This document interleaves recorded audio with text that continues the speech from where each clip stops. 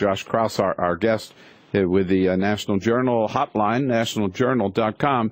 And finally, Josh, I know you are working on some more news, again, including a New York Times story about the Virginia governor's race and new questions about Terry McAuliffe. Yeah, this is a bad weekend for the Democratic nominee for the Virginia governor's race. Stories in the New York Times, Washington Post, and also the Associated Press all cast some very negative light on McAuliffe's work at Green Tech, this car company that he founded after he lost the first governor's race he ran for 4 years ago.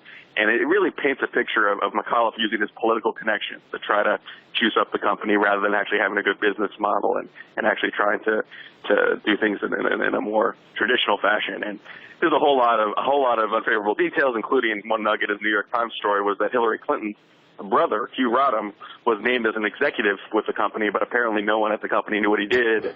It seemed like it was a very political role more than a business role. But, go ahead. My question about that was if obviously Terry McAuliffe has lots of important political connections because he's done so much work as former Democratic chair, has done so much work raising so much money for so many candidates.